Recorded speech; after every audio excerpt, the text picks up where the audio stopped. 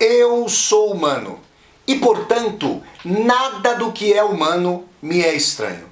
Assim falava o poeta e dramaturgo romano Terêncio, e assim falo eu, Flávio Ricardo Vassoler, escritor, professor e youtuber. E hoje, em mais uma resenha de livro aqui no meu canal do YouTube, Flávio Ricardo Vassoler, eu trago para vocês uma discussão a respeito do formidável Ensaio sobre a Cegueira, do mestre português José Saramago, Prêmio Nobel de Literatura, salvo engano, do ano de 1998. Grande Saramago, já falecido.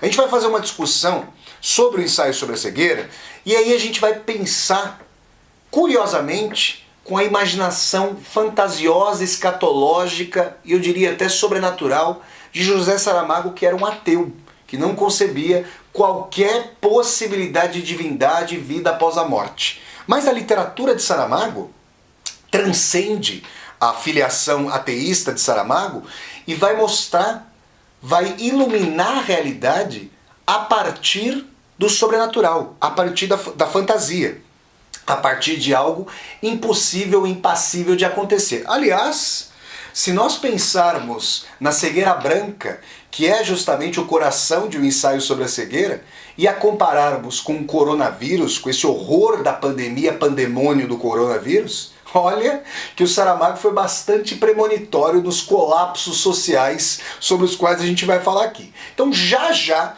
aqui nessa resenha de livro, eu vou começar a falar sobre o ensaio sobre a cegueira. Mas antes, eu quero conversar com você que está assistindo a esse vídeo. Se você está chegando ao canal pela primeira vez, seja muito bem-vindo e bem-vindo. Eu peço que você se inscreva aqui no canal, toque a sinetinha para poder receber as notificações, e se, ao fim dessa resenha, você gostar do conteúdo da discussão, deixe o seu comentário aqui embaixo do vídeo e dê um like no vídeo, curta o vídeo, dissemine o vídeo pelas redes sociais para que nós possamos chegar cada vez mais e mais pessoas. Tudo bem? Então vamos lá, gente. Ensaio sobre a Cegueira, obra-prima do escritor português José Saramago, de 1995. Quero dizer também que vocês podem assistir a adaptação para o cinema de Ensaio sobre a Cegueira, que contou com a direção do brasileiro Fernando Meirelles e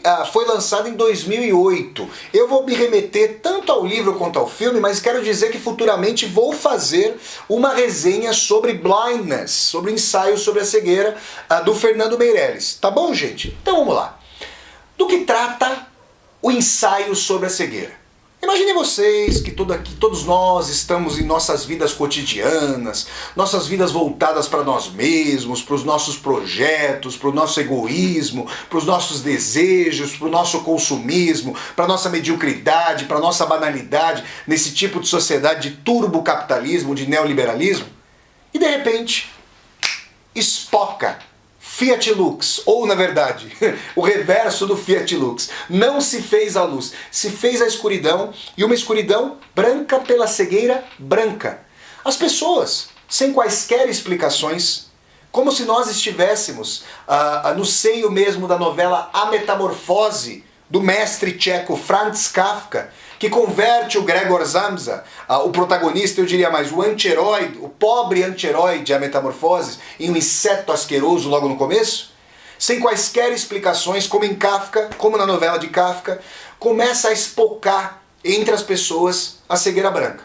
Bom, quando apenas uma pessoa não consegue ver, isso parece contingente. Isso parece um drama mais pessoal, uma tragédia mais pessoal do que propriamente coletiva, social, política, econômica e histórica.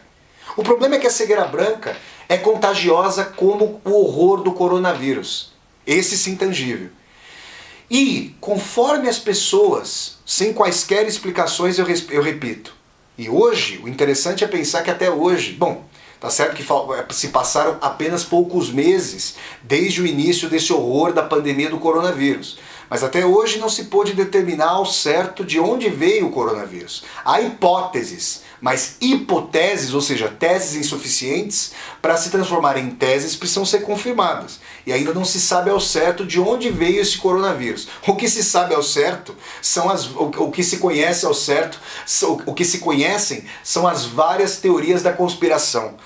Horrorosas de ambos os lados, atribuindo de maneira até criminosa a origem do coronavírus com uma dolosidade chinesa, isso é um horror, e alguns atribuindo com uma dolosidade estadunidense, isso também é um horror. Quaisquer colocações farsescas e falsas nesse sentido precisam ser rechaçadas terminantemente. Mas é importante dizer aqui, gente, que a cegueira branca ela começa a se terminar. Ela ceifa, né, a possibilidade de vida das pessoas. As pessoas não conseguem mais dirigir os seus veículos, os carros batem, pessoas são atropeladas, pedestres são atropelados, estão atravessando a rua, ficam cegos, não conseguem andar, não conseguem mais ver, as pessoas não conseguem assistir a televisão, as pessoas... Aí a gente começa a ver, isso é interessante, na questão do império dos sentidos, a gente começa a ver o efeito da visão, a primazia da visão como sentido mor. Pensem, por exemplo, nos outdoors, nas luzes de neon, nas propagandas que emporcalham a cidade, que aviltam a paisagem da cidade, que deveria ali ser encampada por árvores, por macieiras, por chorões, por palmeiras, e na verdade são encampadas por outdoors horrorosos, feios, de mensagens medíocres e mnemônicas. Bom, nesse sentido a cegueira branca seria até boa, porque nós não conseguiríamos mais ver esse horror que emporcalha as nossas cidades. Mas aí é preciso dizer que toda a essência da vida micrológica e da vida social vai sendo ceifada. E como a cegueira branca é contagiosa, aqueles que ainda não a haviam adquirido começam a coagir os cegos brancos e as cegas brancas, aqueles vitimados pela cegueira branca, a uma quarentena terrível. As pessoas são isoladas, as pessoas com cegueira branca são tratadas como leprosos, são tratadas como proscritos, como amaldiçoados. Aparecem, como não poderia deixar de ser, e como aconteceu tragicamente na teoria do coronavírus, dimensões dogmáticas e fanáticas dizendo que a cegueira branca é uma punição de Deus, dizendo que isso não deveria acontecer, que a humanidade está pagando por seus próprios pecados. Como só ia acontecer com acidentes naturais, com acidentes biológicos, com catástrofes, em que dogmáticos religiosos e religiosas tendem a dizer esses horrores. Mas eu quero falar para vocês que toda a vida social, toda a essência da vida social, na sua arbitrariedade, no seu poder de Estado, na sua desigualdade, é revelada pelo Saramago por um elemento maravilhoso. O que eu estou querendo sugerir a vocês? Que o ensaio sobre a cegueira do Saramago é muito mais realista, é escatologicamente realista, é radicalmente realista, levando a realidade às últimas consequências e transigindo com o sobrenatural, com a ficção, com a fantasia, com o elemento maravilhoso, com o elemento incrível, do sentido de não ser crível. Saramago inocula mais realidade à própria realidade, trazendo o elemento da maravilha, da ficção, da fantasia. Flávio, mas isso é um paradoxo. Bem-vindos e bem-vindas ao domínio da arte, ao domínio da literatura. Essa que é uma das antecâmaras do meu coração. Vejam vocês, o superrealismo saramaguiano é um realismo sobrenatural, é um realismo mágico, é um realismo fantástico. Como queiram dizer, eu não gosto de nomes e delimitações tipológicas. O que eu quero dizer é que Saramago não fez isso apenas uma vez em sua literatura. Saramago já escrevera as intermitências da morte. Quais seriam as consequências se as pessoas não morressem? Nós desejamos que nossos entes queridos não morram, mas se eles fossem imortais, se as pessoas não morressem, como ficaria o mercado de trabalho? Como ficaria a superpopulação na Terra? Como ficaria a alimentação das pessoas? Se nós não conseguimos alimentar a todos e a todas, havendo a possibilidade de alimentar 7 humanidades, mas nós não conseguimos fazê-lo por egoísmo, pela arbitrariedade dos sistemas político-econômicos, como ficaria se não houvesse a morte? Se a morte fosse intermitente? Vocês estão percebendo? Esses raciocínios sumamente ardilosos, sumamente criativos, geniais, brilhantes do Saramago, iluminam a nossa sociedade de fora para dentro, com elemento sobrenatural mostrando a essência mesma da vivência social. Por quê? Vocês acham que os pobres sofreram da mesma maneira que os ricos a cegueira branca? Obviamente que ninguém podia ver, mas uma coisa é não conseguir ver tendo dinheiro em conta, tendo poder a ser articulado para suprir carências. Outra coisa é não ver piorando a sua condição de não poder ter uma sobrevivência condigna. Vocês acham que as instâncias de Estado que tentaram se resguardar ao máximo das pessoas contaminadas pela cegueira branca, infectadas com a cegueira branca, se recrudesceram em democracia ou recrudesceram em arbitrariedade? Tolhendo as pessoas de saírem de suas casas. Trazendo ali um aspecto, obviamente, humanista de isolamento social, mas ao mesmo tempo aproveitando para passar medidas arbitrárias, para mostrar a natureza arbitrária do Estado, a natureza de classe e a natureza de dominação político-econômica. Saramago vai mostrando tudo isso. Existe, no coração do livro, um diálogo do qual eu nunca vou me esquecer. No filme do Fernando Meirelles, esse diálogo é feito entre a sobrinha da Sônia Braga, a Alice Braga, que é uma atriz formidável, e o Danny Glover, esse ator estadunidense que é historicamente conhecido aí por ter feito os filmes Máquina Mortífera, ali ao lado do Mel Gibson. O Danny Glover, que é um ator super progressista, esteve aqui no Brasil várias vezes para o Fórum Social Mundial de Porto Alegre, com o lema Um Outro Mundo é Possível. No filme como no livro, existe um diálogo sumamente interessante em que a Alice Braga e o Danny Glover, que se tornaram amantes ali, no livro como no filme, eles estão discutindo e o Danny Glover pergunta para a personagem da Alice Braga qual era o nome dela, porque eles até então não haviam dito nome um para o outro, que é muito peculiar, muito curioso, e na verdade ninguém se tratava pelo nome. É como se a visão subtraísse a identidade mais precípua das pessoas de tal maneira que fosse impossível ter a autoidentificação, ter a dimensão de que eu sou eu. É como se, diante da impossibilidade de ver o mundo, mas seria impossível cheirá-lo, seria possível tocá-lo, seria possível ouvi-lo, mas dada a primazia da visão, dado o sentido mais nobre da visão, a pessoa perdia a dimensão de si a não poder ver numa das ações mais banais da nossa vida, olhar o nosso rosto no espelho. Já não é possível olhar o nosso rosto no espelho. A Alice pergunta pro Danny Glover como ele se chama, como a personagem a Alice Braga pergunta pro Danny Glover como ele se chama. E o Danny Glover diz: eu não vou dizer meu nome e eu não quero saber o seu nome. E aí a gente fica um silêncio entre os dois, no livro como no filme. E a gente fica se perguntando, mas por que isso? Como assim? A cegueira branca tolheu aí a humanidade? E aí o Danny Glover vai dizer: eu não preciso saber o seu nome, eu não quero saber o seu nome, eu não preciso saber o seu nome, porque eu já conheço aquilo que em você não tem nome, que é o indizível, o inominável, o pior, aquilo que luta pela sobrevivência de si contra os demais, aquilo que passa por cima dos demais, aquilo que tolhe os demais. Eu não preciso saber o seu nome, porque eu já conheço o inominável em você. Vejam que colocação formidável. Então, gente, o ensaio sobre a cegueira, e esse título, eu quero analisar agora com vocês brevemente esse título, é muito interessante. Por quê? Porque não é um ensaio apenas sobre a cegueira. É um ensaio sobre a lucidez. E no seio da palavra lucidez tem luz. E aquilo que foi subtraído das pessoas, quando elas ficaram cegas, foi justamente a luz.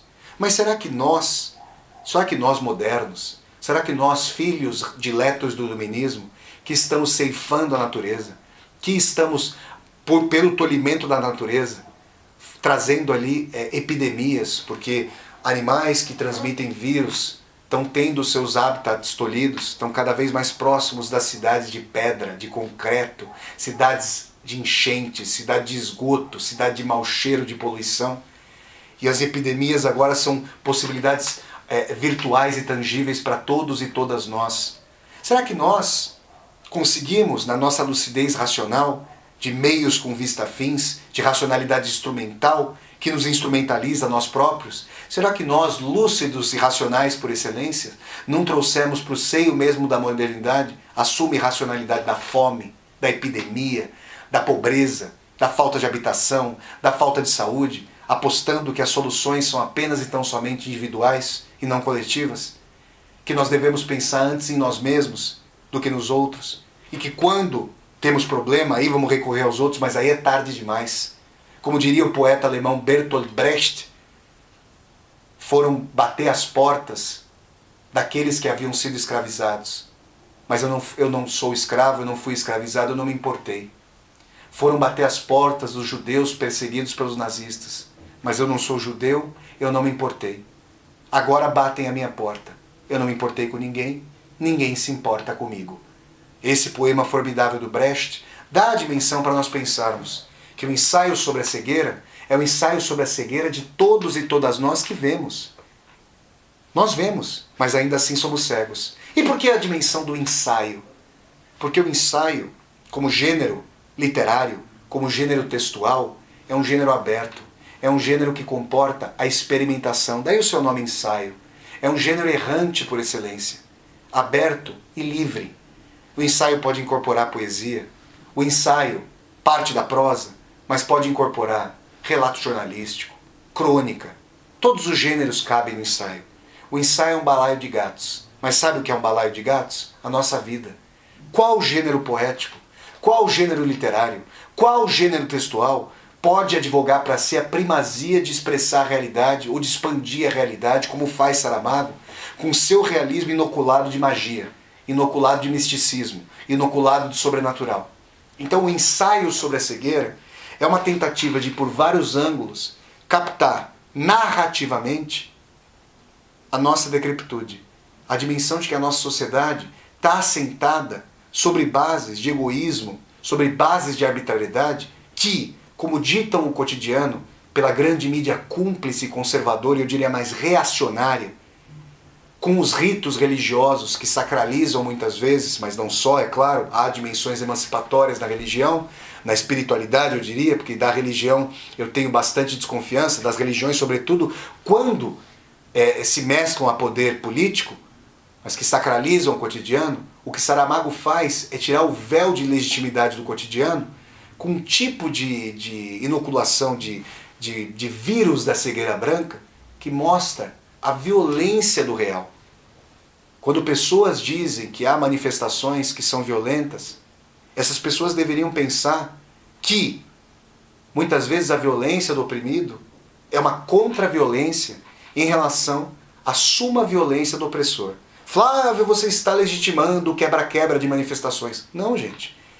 Legitimação é uma atividade intelectualmente menor. Eu estou tentando entender aqui com vocês as pulsões de contra-violência daqueles que sofrem, daquelas que sofrem.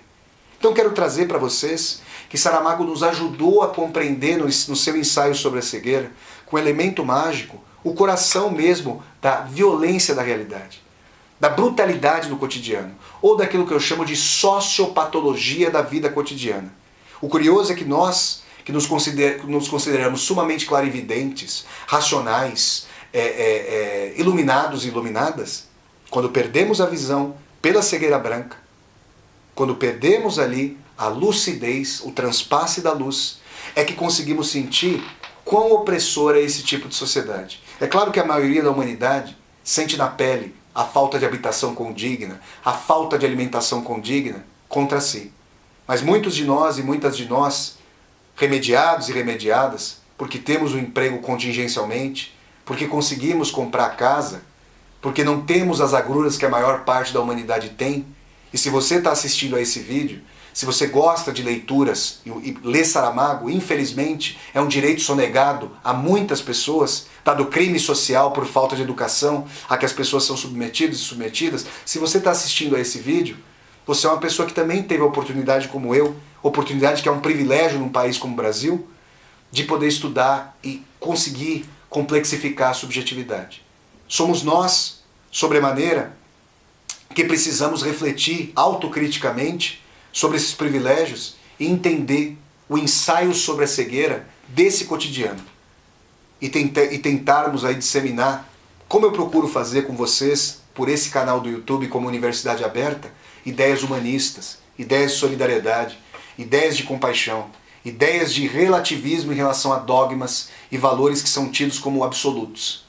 Então, pessoal, o ensaio sobre a cegueira nos desnuda. Não é a cegueira só em relação ao mundo. É uma cegueira que faz com que nós nos voltemos para dentro de nós, já que não podemos olhar para fora, para que nós vejamos a sociedade em nós, para que nós nos vejamos em sociedade, para que nós desnudemos as estruturas mesmas da vivência social.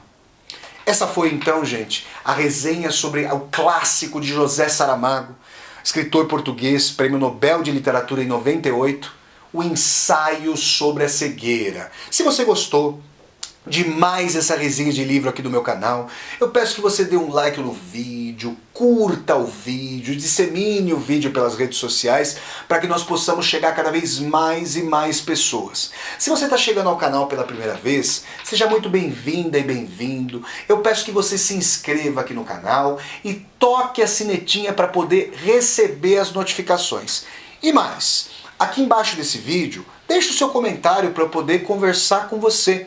E ainda mais, aqui embaixo desse vídeo você vai encontrar uma tecla de nome Seja Membro. Se você gosta das aulas ao vivo desse canal, das resenhas de filmes, das resenhas de livros e das leituras de Vassoler, considere a possibilidade de se tornar um membro ou uma membro humanista do canal, que você considere a possibilidade de patrocinar financeiramente o canal nas 4 faixas de membro que existem, para que nós possamos continuar juntos fazendo esse canal como uma universidade aberta de disseminação de humanismo. Então é isso, pessoal. Eu deixo o convite para vocês sempre acompanharem as resenhas de livros aqui no meu canal, que acontecem todas as quintas-feiras, às 8 horas da noite. Então até a próxima, pessoal, e tchau, tchau!